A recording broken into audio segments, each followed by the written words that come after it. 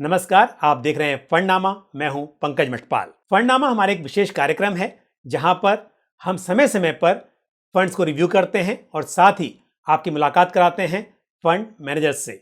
इसी कड़ी में आज हम बात करेंगे फ्लेक्सी कैप कैटेगरी की और साथ ही मैं इस कैटेगरी के कुछ बेहतरीन फंड्स आपको बताऊंगा। फ्लेक्सी कैप कैटेगरी बेसिकली ऐसी कैटेगरी है जहां पर large cap, mid cap, small cap सभी तरह के मार्केट कैप्स वाले स्टॉक्स में एलोकेशन देखा जा सकता है और यहां तक कि कुछ फंड्स का एलोकेशन तो इंटरनेशनल इक्विटी में भी है, क्योंकि सेबी के जो नियम हैं उसके अनुसार एक फ्लेक्सी कैप कैटेगरी को अपने टोटल असेट का मिनिमम 65% इक्विटी और इक्विटी रिलेटेड इंस्ट्रूमेंट्स में इन्वेस्ट करना होता है। लेकिन कितना परसेंट लार्ज कैप में होगा, कितना मिड कैप में होगा या कितना स्मॉल कैप में होगा, ये फंड मैनेजर्स अपने हिसाब से तय कर सकते हैं। कई बार ये भी सुनने को मिलता है कि फ्लेक्सी कैप कैटेगरी का जो मैक्सिमम एलोकेशन है वो लार्ज कैप में है। तो ऐसा अक्सर आपको देखने को मिलेगा। इसके खास वजह है। वजह यह है कि फ्लेक्सी कैप फंड्स जो भी स्कीम्स आप देखते हैं उनके बेंचमार्क जो है वो निफ्टी 500 या S&P BSE 500 इंडेक्स हैं। अब क्योंकि निफ्टी 500 हो या S&P BSE 500 हो, यहां पर लार्ज कैप का जो एलोकेशन है वो ज्यादा है। तो यदि कोई फंड निफ्टी 500 या S&P BSE 500 को ट्रैक करता है, उसे बेंचमार्क मानकर चलता है, तो ऐसा अक्सर देखने को मिलेगा कि लार्ज कैप में एलोकेशन अधिक होगा। तो यदि आप फ्लेक्सी कैप फंड चुनते हैं तो ये मत उम्मीद कीजिए कि यहां पर स्मॉल कैप में एलोकेशन बहुत ज्यादा देखा जा सकता है, क्योंकि किसी वक्त पर स्मॉल कैप की परफॉर्मेंस लार्ज कैप या मिड कैप के मुकाबले बेहतर है। तो यदि आपको स्मॉल कैप में चाहिए एक्सपोजर तो स्मॉल कैप आपको अलग से ऐड करना होगा। फ्लेक्सी कैप में फ्लेक्सिबिलिटी है, लेकिन फिर भी आप देखेंगे कि एक्सपोजर लार्ज कैप में अधिक रहेगा। चलिए आप बात करते हैं कि जो स्कीम मैंने चुनी है वो कौन कौन सी हैं। और एक बात ध्यान रखिए कि जब किसी फंड को हम चुनते हैं तो सिर्फ पास्ट परफॉर्मेंस यहां पर मायने नहीं रखती। अदरवाइज ये बहुत ही आसान है। यदि पास्ट परफॉर्मेंस के आधार पर आपको फंड चुनने हैं तो आप जाइए valueresearchonline.com या moneycontrol.com या इस तरह के किसी भी पोर्टल पर जहां पर फंड्स की पास्ट परफॉर्मेंस अवेलेबल है और आप आसानी से फिल्टर कर सकते हैं। लेकिन पास्ट परफॉर्मेंस आपको ये तो बताता है कि पास्ट में उस स्कीम ने कैसी परफॉर्मेंस दिखाई है, लेकिन साथ साथ ये भी जानना जरूरी होता है कि वो परफॉर्मेंस जो आई है उसके लिए फंड ने कितना रिस्क लिया है। और उससे भी इंपॉर्टेंट बात यह है कि इस वक्त पर फंड का पोर्टफोलियो कैसा है और आने वाले समय में उस फंड से किस तरह की परफॉर्मेंस की उम्मीद की जा सकती है। क्योंकि फंड की जो परफॉर्मेंस होती है वो ऑब्वियसली यदि वो इक्विटी फंड है तो किस तरह के स्टॉक्स में, किस तरह के सेक्टर्स में इन्वेस्ट किया गया है, उस आधार पर परफॉर्मेंस आएगी। अब मान लीजिए कि पास्ट में उस फंड का एलोकेशन उन सेक्टर्स में था जो कि उस वक्त पर विनिंग सेक्टर्स थे, जिन्होंने दूसरे सेक्टर्स के मुकाबले बेहतर परफॉर्मेंस दी, लेकिन अब आने वाले समय में यदि वो सेक्टर्स परफॉर्म नहीं कर पाएंगे तो फिर ऐसे में परफॉर्मेंस खराब भी हो सकती है। और ये भी जानना जरूरी है कि क्या यदि ये देखते हुए कि अब वो थीम या उस सेक्टर्स की जो परफॉर्मेंस है वो काफ़ी अच्छी हो चुकी है और आने वाले समय में वैसी उम्मीद नहीं है, तो क्या बदलाव किए गए हैं। तो काफ़ी बातें यहाँ पर मैंने कंसिडर की हैं और उस आधार पर कुछ फंड्स मैं आपको यहाँ पर बताने जा रहा हूँ। चलिए बात करते हैं इस कैटेगरी के कुछ फंड्स की।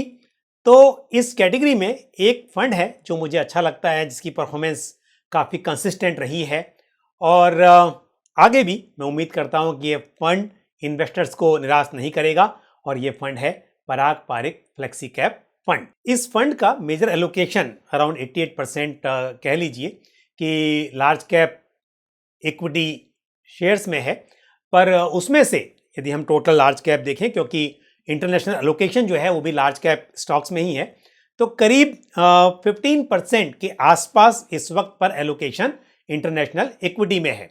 एक समय था कि ये एलोकेशन करीब 26% के आसपास था, लेकिन अब ये कम होकर करीब 15% के आसपास है। लेकिन ये जानना जरूरी है कि इस फ्लेक्सी कैप फंड का एलोकेशन इंटरनेशनल इक्विटीज में भी है, और ये बात बहुत इंपॉर्टेंट हो जाती है।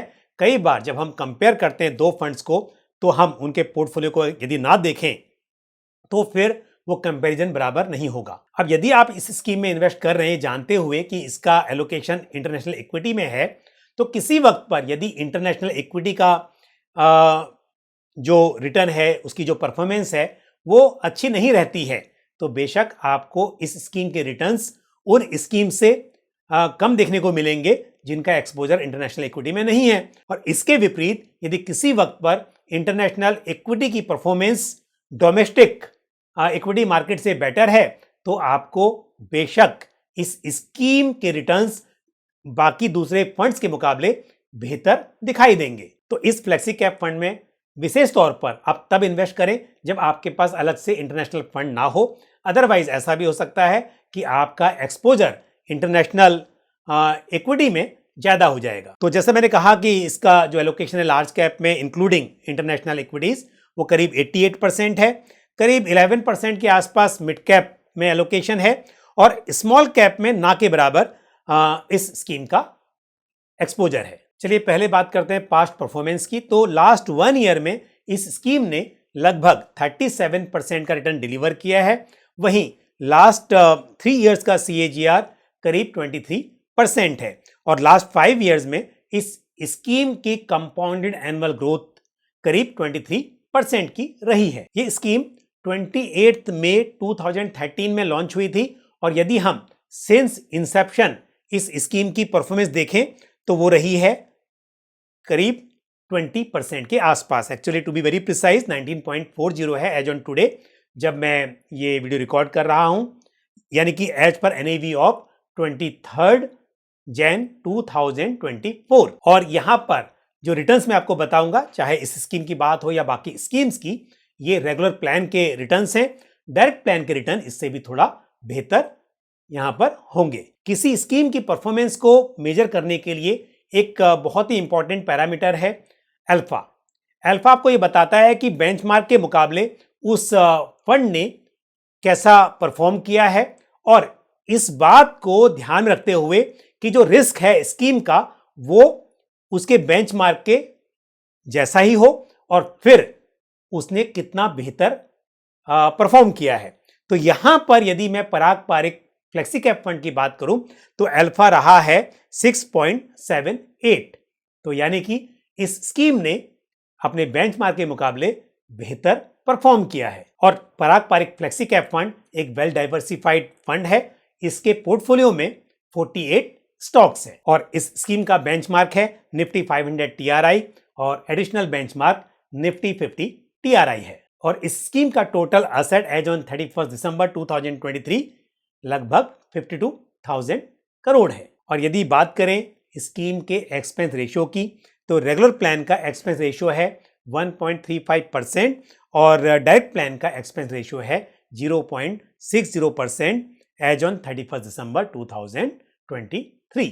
इस कैटेगरी का दूसरा बेहतरीन फंड है HDFC फ्लेक्सी कैप फंड।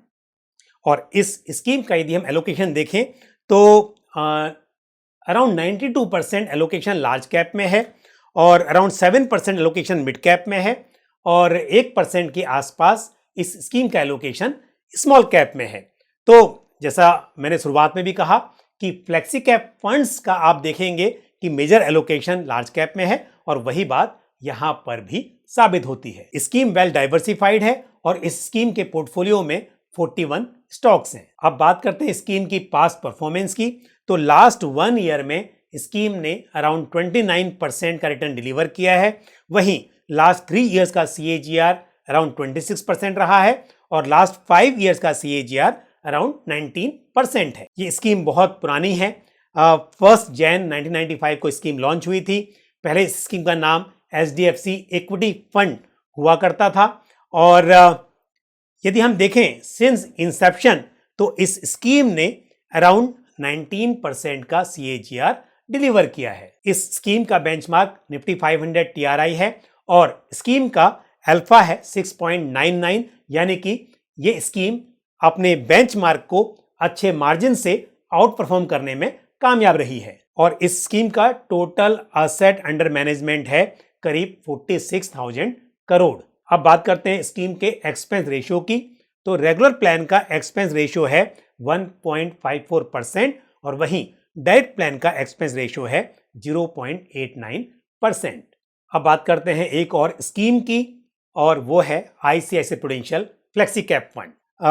इस स्कीम के यदि हम एलोकेशन की बात करें तो अराउंड 79% एलोकेशन लार्ज कैप में है, अराउंड 13% मिड कैप में और वहीं around 18% allocation small cap shares में है। ये स्कीम भी वेल डाइवर्सिफाइड है और 58 स्टॉक्स इस स्कीम के अंडरलाइंग पोर्टफोलियो में है। ये स्कीम कंपैरेटिवली काफी नई है। 16 जुलाई 2021 को ये स्कीम लॉन्च हुई थी और लास्ट 1 ईयर में इस स्कीम ने 29% से अधिक का रिटर्न डिलीवर किया है। और वहीं यदि हम सिंस इंसेप्शन इस स्कीम की परफॉर्मेंस देखें तो यहां पर CAGR रहा है 16.72% और एज ऑन 31 दिसंबर 2023 इस स्कीम का टोटल असेट अंडर मैनेजमेंट है 13,525 करोड़। स्कीम का बेंचमार्क S&P BSE 500 TRI है।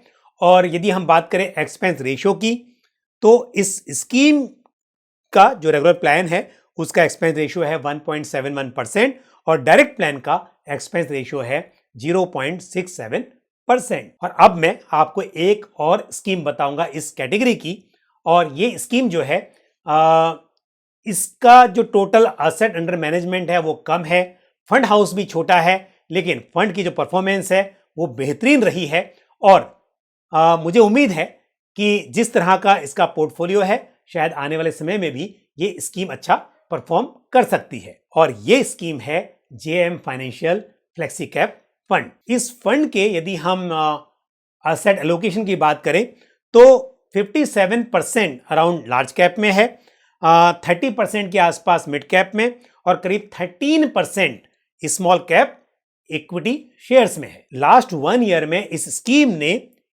40% से अधिक का रिटर्न डिलीवर किया है और यहां पर यदि कंपेयर करें जिन स्कीम्स की मैंने पहले बात की उनके मुकाबले इस स्कीम का रिटर्न सबसे अधिक रहा है। वहीं लास्ट 3 इयर्स का CAGR अराउंड 25% और लास्ट 5 इयर्स का CAGR अराउंड 22% रहा है। स्कीम वेल डाइवर्सिफाइड है, 55 स्टॉक्स हैं इस स्कीम के पोर्टफोलियो में। ये स्कीम 23 सितंबर 2008 को लॉन्च हुई थी और सिंस इंसेप्शन यदि हम देखें स्कीम की परफॉर्मेंस तो अराउंड 14% का CAGR इस स्कीम ने डिलीवर किया है। लेकिन JM financial mutual fund as a fund house की बात करें तो यहां पर बहुत से बदलाव हुए हैं और मेरे हिसाब से इस फंड हाउस का रीलॉन्च हुआ है।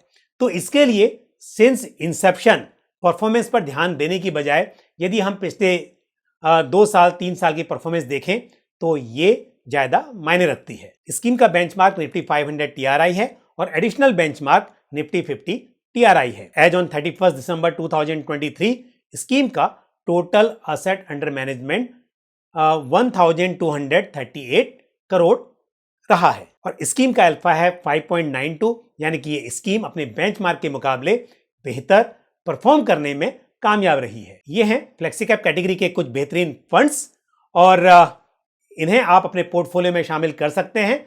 यदि आपने पहले से इनमें से किसी स्कीम में इन्वेस्ट किया हुआ है तो आप मुझे कमेंट करके बता सकते हैं। मुझे उम्मीद है ये जानकारी को पसंद आई होगी। यदि म्यूचुअल फंड से जुड़ा हुआ आपका कोई भी सवाल या सुझाव हो तो आप कमेंट बॉक्स में पोस्ट कर सकते हैं। आज के लिए बस इतना ही, मुझे दीजिए इजाजत। अगले एपिसोड में फिर आपसे मुलाकात होगी। थैंक यू, जय हिंद। म्यूचुअल फंड निवेश बाजार जोखिमों के अधीन है। योजना से संबंधित सभी दस्तावेजों को ध्यान से पढ़ें।